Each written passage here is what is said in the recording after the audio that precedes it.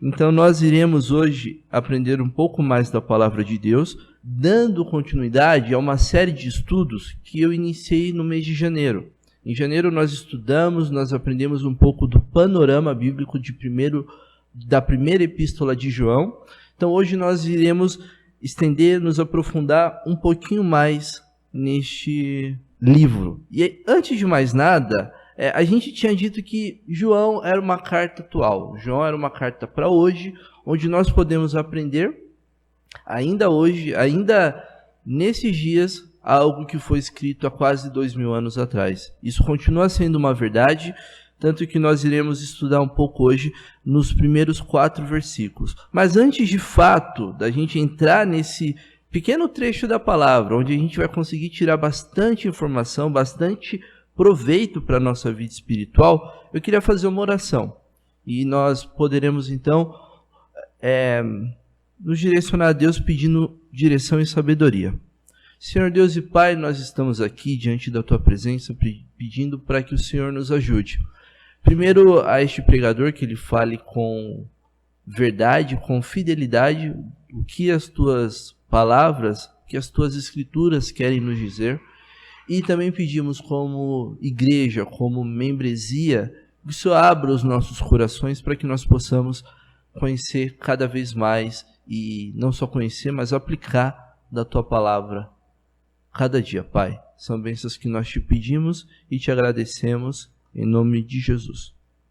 Pois bem, então a gente já entendeu o que seria aí esse livro de 1 João. É um livro pequeno, ele não tem exatamente muitas definições, e eu queria até dar um pequeno panorama do que a gente encontra lá. Logo de cara a gente sabe que quem escreveu o livro foi João, o apóstolo.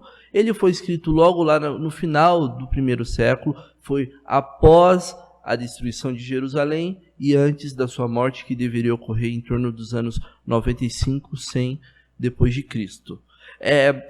Essa carta, apesar dela não ter um destinatário, apesar dela não ser escrita como a gente entende o que Paulo escreveria, Paulo, servo de Deus, aos fiéis da cidade de tal lugar, a gente entende que essa carta ela foi escrita para os cristãos da Ásia Menor. Onde fica então a Ásia Menor? Hoje é a atual Turquia. Ela fica naquela região onde a gente encontra Éfeso, Esmirna, Filadélfia, aquelas igrejas que a gente encontra também no livro de Apocalipse. Pois bem, João escreveu essa carta, talvez não como uma carta direcionada de alguns amigos, mas como alguém que fala o seguinte: olha, a gente precisa escrever isso porque como um tratado, a gente precisa escrever isso para as pessoas conhecerem o que é a verdade e enfrentarem falsos mestres que estavam surgindo naquela igreja. Aqui, se você for ver, a atual local onde acredita-se que João está enterrado, fica em Éfeso, na Turquia, e é chamada de Basílica de São João. Né? Hoje em dia é uma região tomada por muçulmanos, né? Mas ainda assim é um sítio de preservação arqueológica muito bonito. Agora, entrando um pouco mais no texto, na teologia do livro, a gente também descobre que haviam propósitos e temas que a carta buscava reforçar. E são eles. Primeiro, a certeza da salvação. Este é um tema comum que você vai encontrar tanto em 1 João quanto no Evangelho de João. João, ao escrever o Evangelho, ele diz: olha, essas coisas foram escritas para que vocês saibam que Jesus Cristo era o Filho de Deus e, crendo, tenham vida no seu nome. Então, João tenta trazer isso para o Evangelho, tenta trazer isso para a primeira epístola do seu livro. A comunhão e a alegria dos santos, ele tenta também evitar pecados. A gente vai perceber que tudo isso aqui vai estar muito claro, vai estar evidente em vários termos da epístola de João. Também havia alguns principais temas dessa carta. E eu só queria talvez enfocar na encarnação de Jesus Cristo.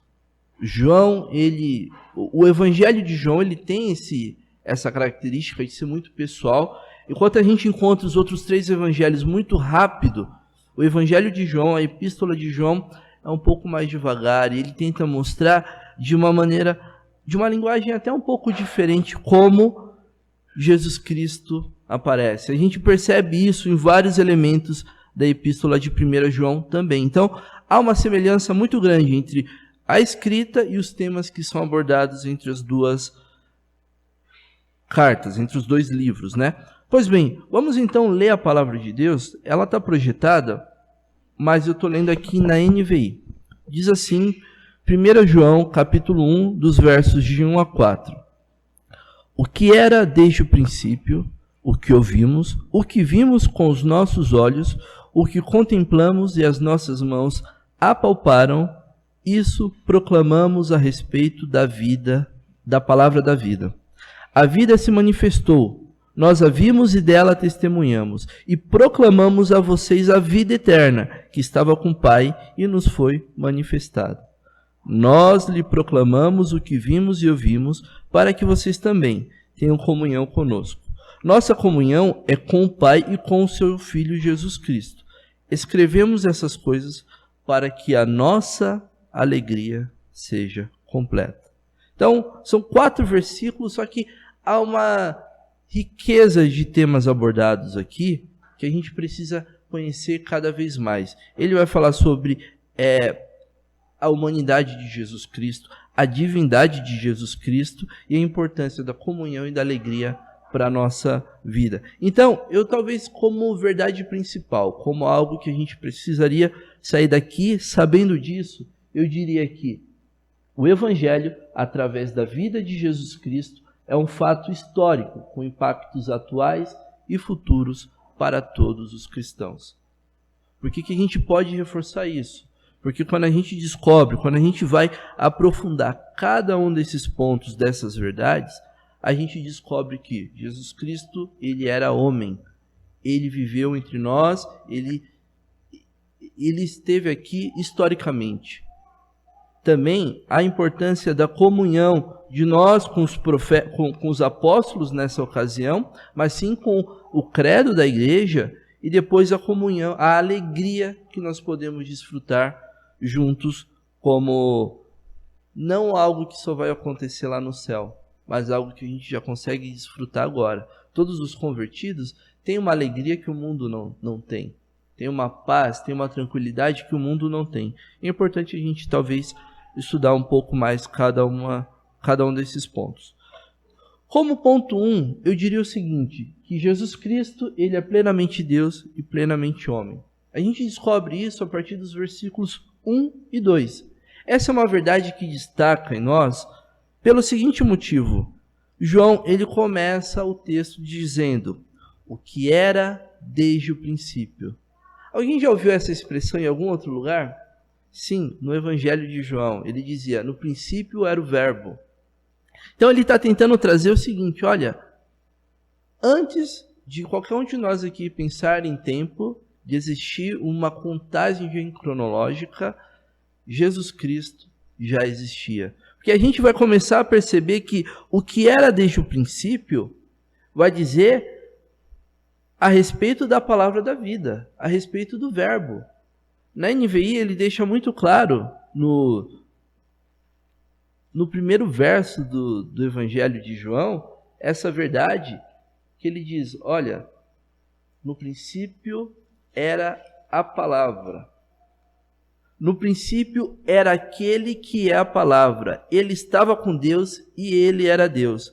Ele estava com Deus no princípio. Ele tenta então trabalhar esse mesmo trecho dizendo, olha, aquele que era desde o princípio, então ele tenta mostrar que Jesus é Deus. Jesus, ele sobrepõe a passagem do tempo.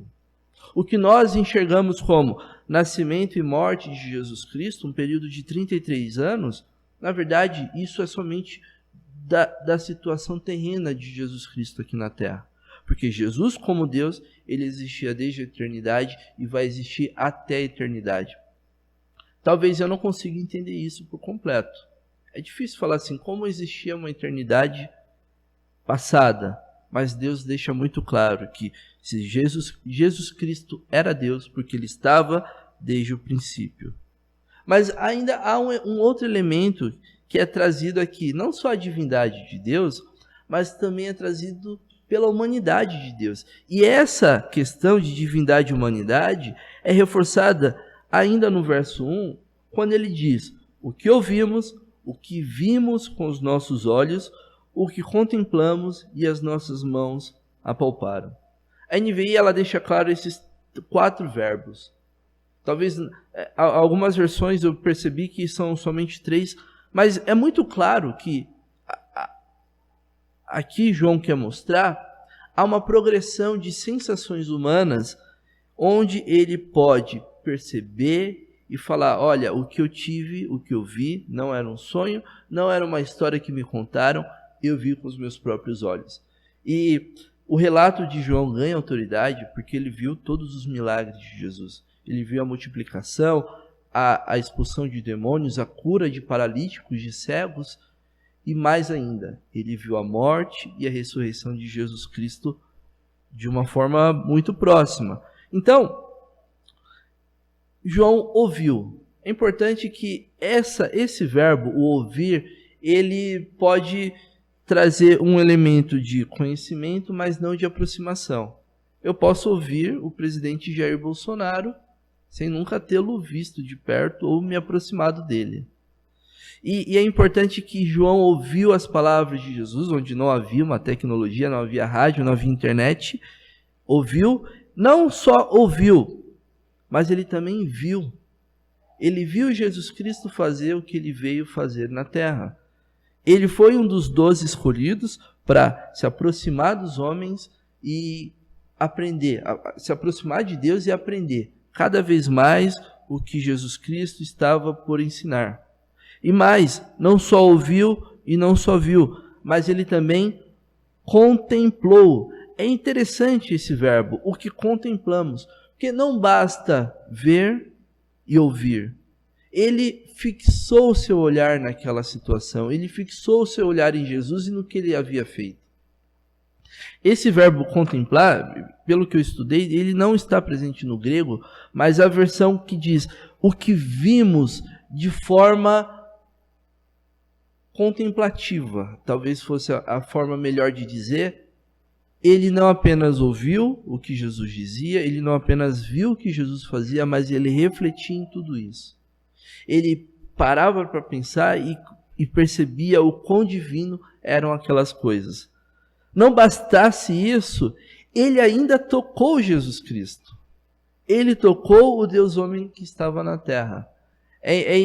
Quando a gente fala assim, tocou, tocamos, a gente lembra logo de cara de Tomé, do profeta incrédulo, do apóstolo incrédulo, né? Pois é isso mesmo, ele tocou, algo como um cego que não enxerga, que vai tocando nas coisas, ele fala: isso aqui é um púlpito, isso aqui é um microfone. O elemento de toque, o tato, ajudou ele a perceber o quão divino era aquele homem. E mais importante do que isso, ele quer mostrar que Jesus Cristo não era um fantasma, não havia uma projeção daquele Jesus Cristo que nós enxergamos, porque cada vez mais, aos poucos, a igreja estava sendo bombardeada e confrontada por falsos profetas, por falsos apóstolos, dizendo: olha, Jesus Cristo talvez não era o que ele dizia ser, ele era um espírito. Não é possível que um homem como nós fez o que ele fez. É até uma espécie de tentativa de trazer a razão a algo que não tem explicação humana. Eu não consigo explicar. Ninguém de nós consegue explicar que Jesus Cristo era 100% homem e que Jesus Cristo era 100% Deus. A gente aceita. É um dogma muito claro na Bíblia. No entanto, João faz questão de reforçar aqui. Ele não faz cerimônia, ele não faz apresentação, ele simplesmente joga essas verdades. E é importante, porque a gente vai perceber que ênfase tanto nos verbos proclamar e manifestar. Poxa, João, será que está escrevendo para uma população, para uma plateia, para um grupo que não entendia muito bem, que era necessário ficar reforçando? Era um grupo de crianças? Não, ele está forçando isso porque eles precisavam demonstrar, combater essa heresia que havia aparecido, que era o gnosticismo, que basicamente era uma situação vinda da Grécia, filósofos que tentariam trazer algo que foi progredindo, como o materialismo, depois o gnosticismo, que basicamente dizia o seguinte: olha, tudo que é da matéria é mal, e tudo que é do espírito é bom. Isso levava eles a perceber da seguinte maneira: primeiro, olha, há situações como gula, como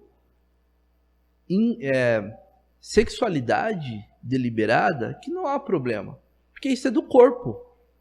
Enquanto que você deve se preocupar em apenas obter conhecimento, enquanto que você deve apenas se preocupar apenas em obter uma satisfação da mente. Os gregos eram assim. O que era da matéria era mal, era ruim, mas nós temos um pensamento elevado. E trazendo isso tudo, houve uma seita na igreja que dizia: olha, o gnosticismo diz que há um conhecimento elevado. Eles enxergavam a Bíblia, eles muitas vezes negavam passagens do Antigo Testamento onde demonstrava Deus fazendo uma ação manual. A criação da terra, por exemplo. Criação de tantas outras coisas, porque eles achavam que a matéria era um problema e que o que importava de fato era o nosso espírito.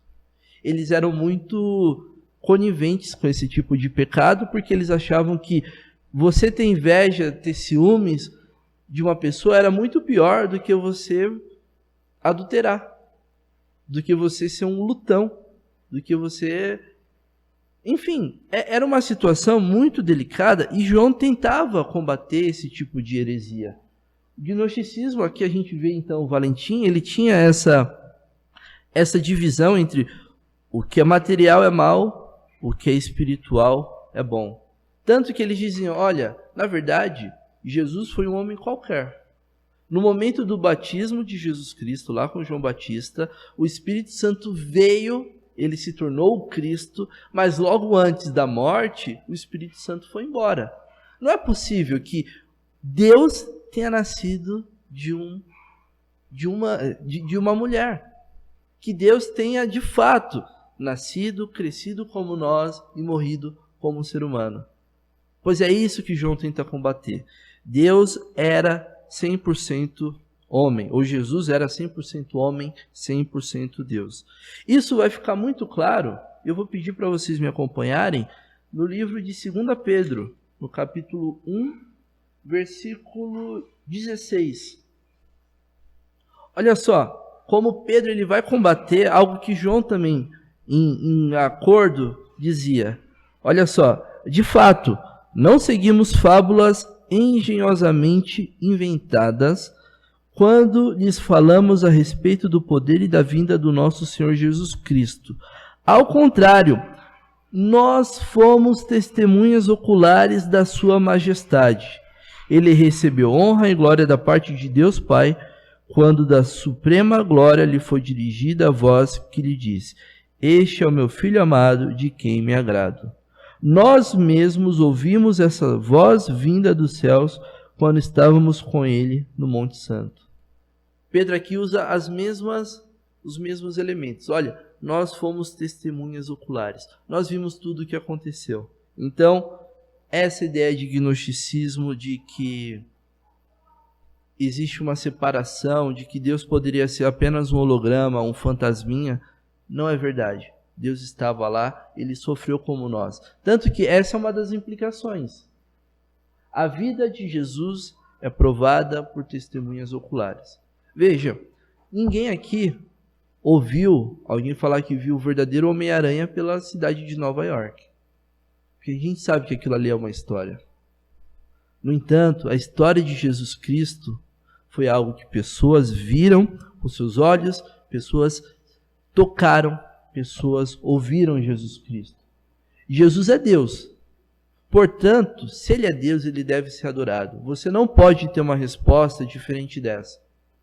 Porque se você não acredita que Jesus é Deus, e ele alega ser Deus, então ele só pode ser uma coisa: um louco. Se ele não é Deus, ele é maluco. Então as pessoas que dizem assim: olha, Jesus Cristo foi o maior filósofo ou o maior psicólogo que já existiu. Não, Jesus foi muito mais do que isso.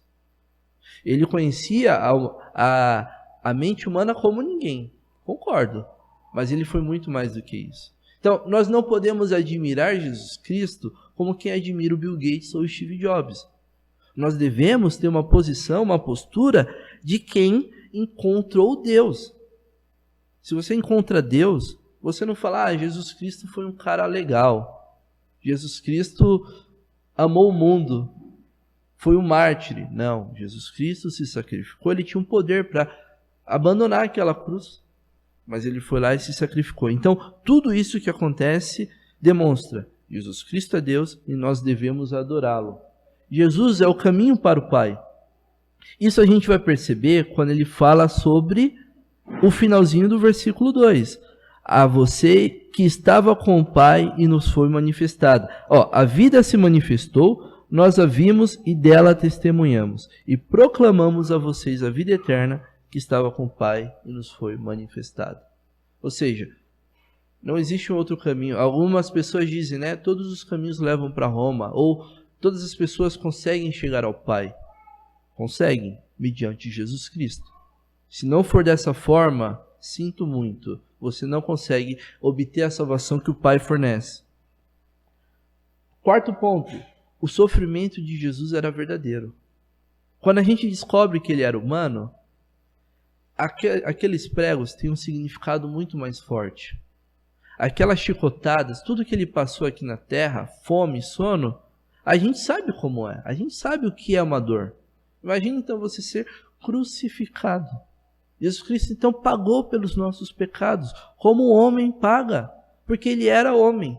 Ele era um homem divino, um homem Deus.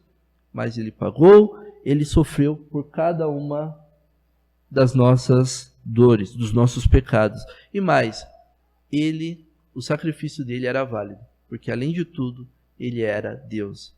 Naquela cruz, Deus morria. É um paradoxo? Eu não sei explicar isso. Mas naquela cruz, o sacrifício foi pago e Deus obteve a sua justiça. É importante a gente perceber isso, porque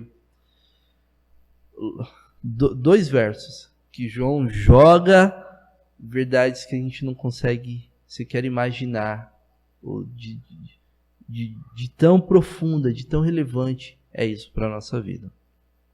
Ponto 2 que eu queria destacar aqui é o propósito do Evangelho é trazer comunhão com Deus.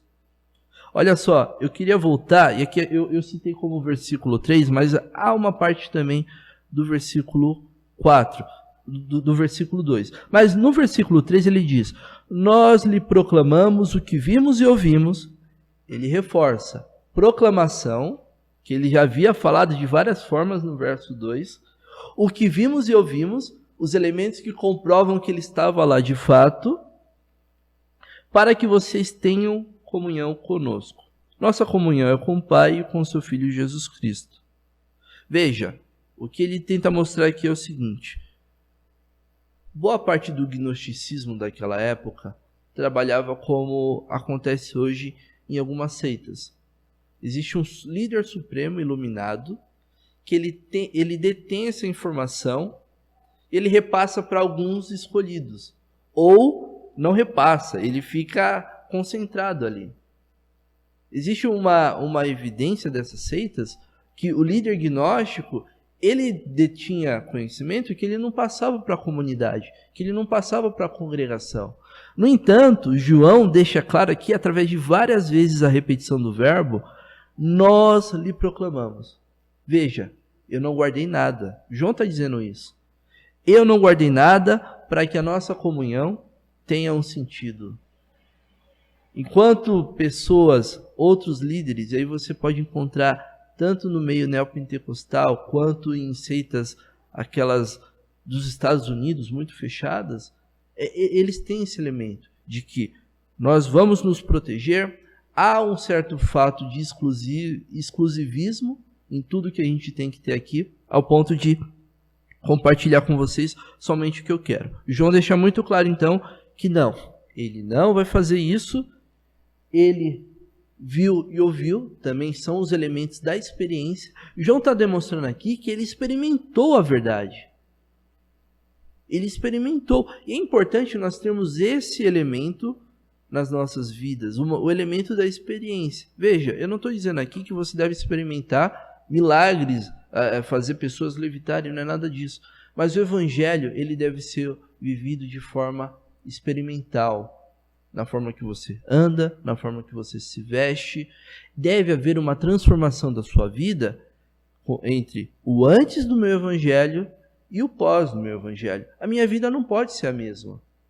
É evidente isso quando ele fala dessa questão. E por fim, ele cita um pouco essa questão da comunhão. Quando a gente entende de comunhão, é comum a gente perceber, pelo menos eu costumava entender, comunhão como um assento, uma reunião de pessoas. Então eu lembro que minha mãe cantava assim: ó, quão bom e quão maravilhoso é que os irmãos vivam em união. Esse corinho, eu sempre achava que era no momento do culto. Só que, na verdade, como é possível nós termos comunhão com o apóstolo de forma física? Ainda mais agora, com essa questão da pandemia, as comunhões, então, devem acabar, devem cessar? Talvez a interpretação para esse termo comunhão indica uma situação, talvez, de comunhão espiritual. Nós comungamos das mesmas verdades bíblicas que aqueles falsos profetas não comungam. Nós dizemos que Jesus Cristo era homem e era Deus. Eles não dizem isso. Então nós temos comunhão, eles não. Por que a gente pode perceber isso? Na continuação do verso ele diz: a nossa comunhão é com o Pai e com seu Filho Jesus Cristo. Ou seja, a comunhão dos apóstolos não é uma comunhão presencial, mas é uma comunhão de concordância. Estamos alinhados, estamos de acordo com isso que Deus fala. E quando você fica de acordo comigo, você, por consequência, por tabela, fica de acordo com o que Deus fala. Você fica de acordo, então, com o Pai e com o Filho, Jesus Cristo. É importante a gente perceber isso, a importância que nós precisamos perceber na comunhão dos irmãos. 2 Pedro eu já falei. 2 Coríntios 5, 18 a 20... Paulo fala um pouco disso.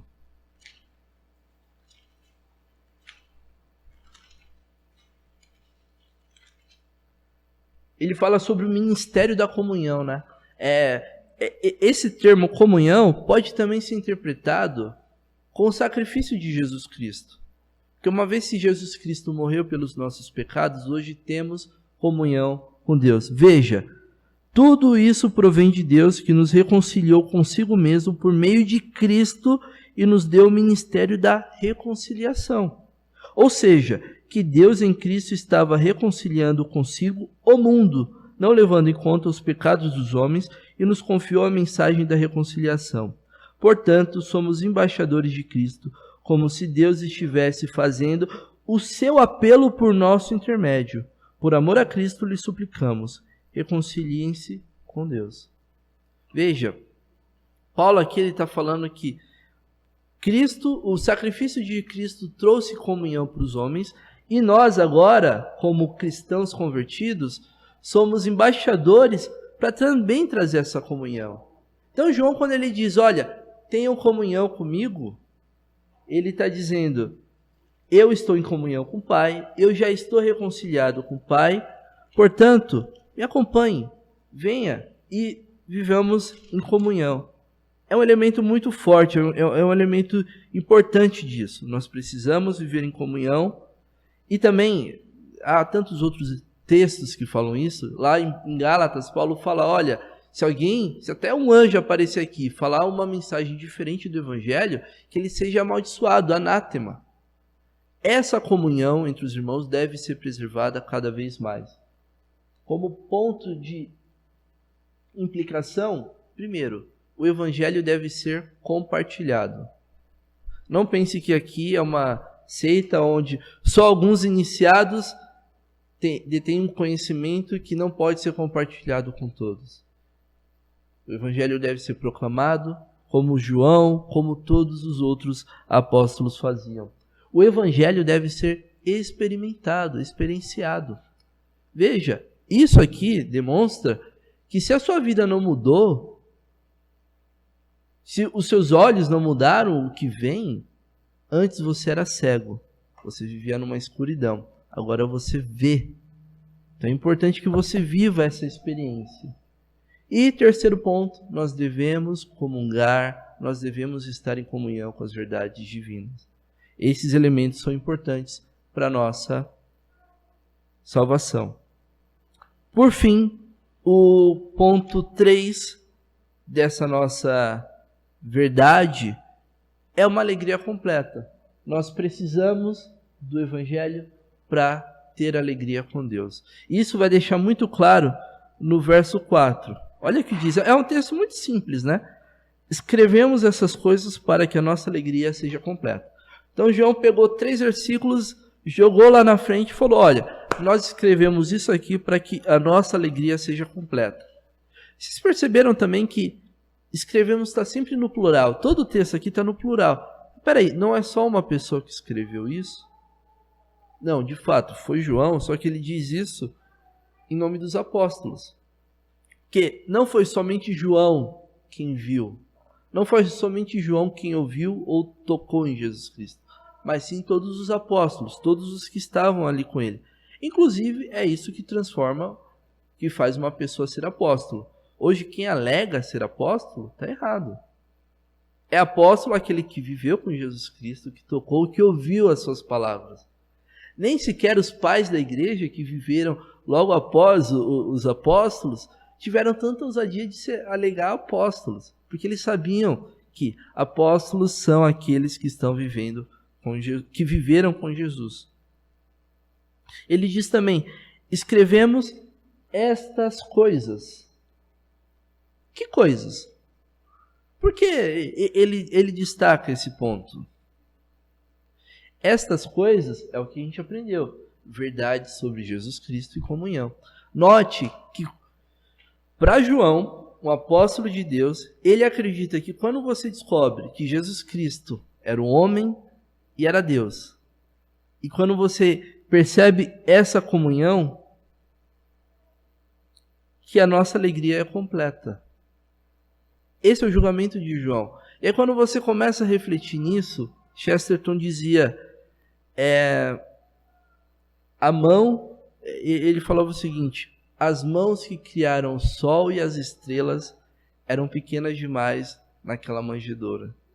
É um paradoxo absurdo. Ele falava assim, olha, um Deus que criou tudo, que criou aquela manjedoura, que criou os animais que estavam ali em torno, tinha uma mão tão pequenininha no momento do seu nascimento. Um Deus que abre mão de tanta coisa para estar ali. Então, essas coisas, quando a gente começa a perceber, a gente fala, nossa, como Deus é incrível. Como a sabedoria de Deus é maravilhosa.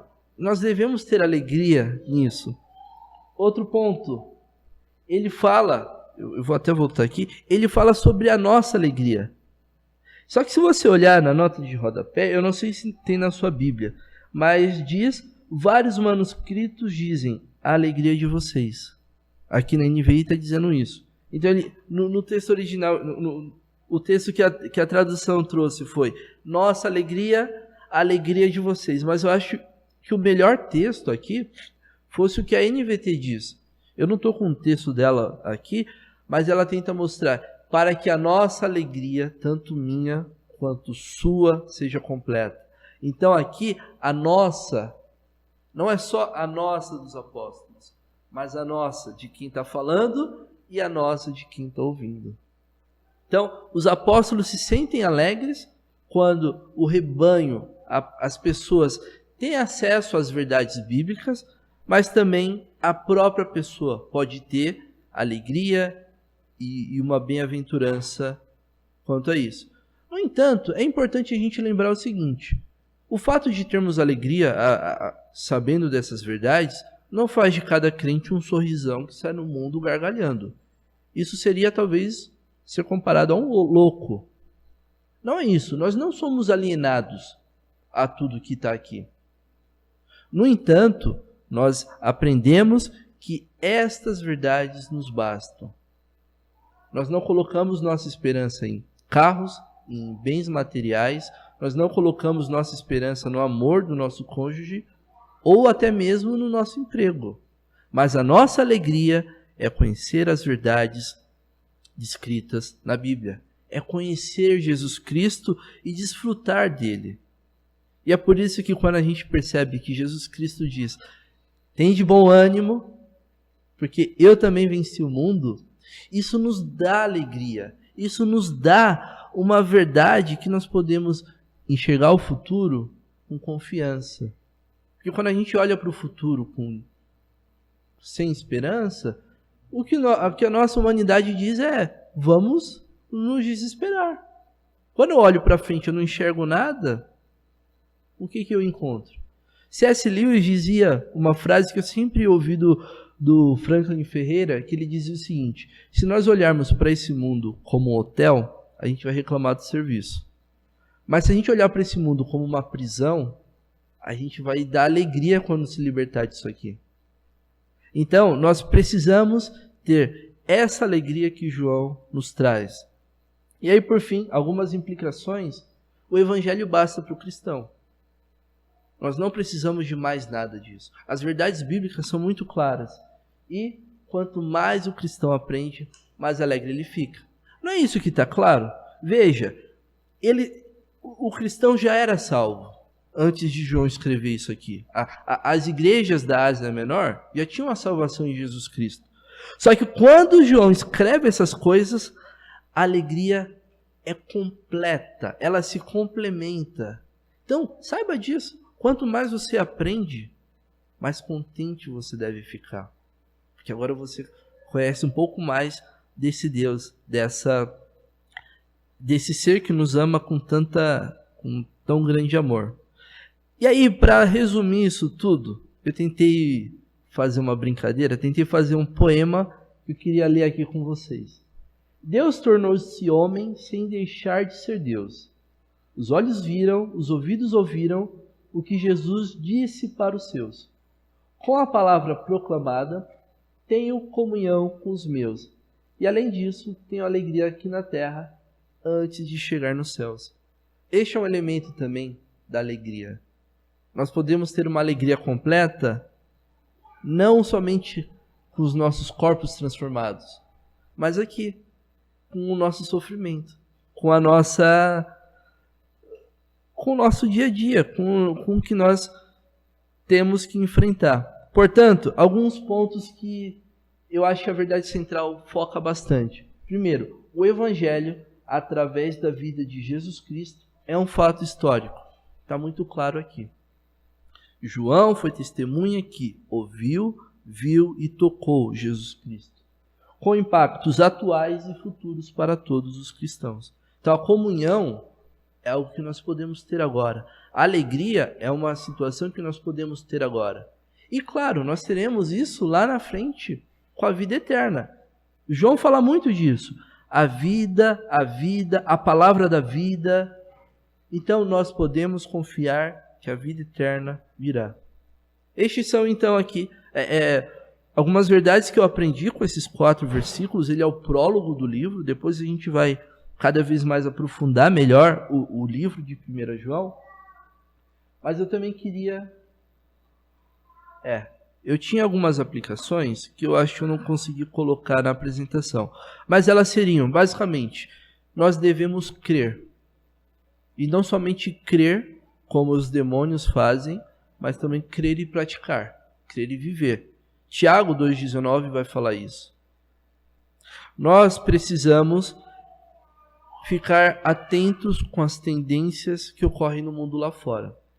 Enquanto tem gente que fala assim, olha, você é caldo na cabeça, você nasceu para vencer.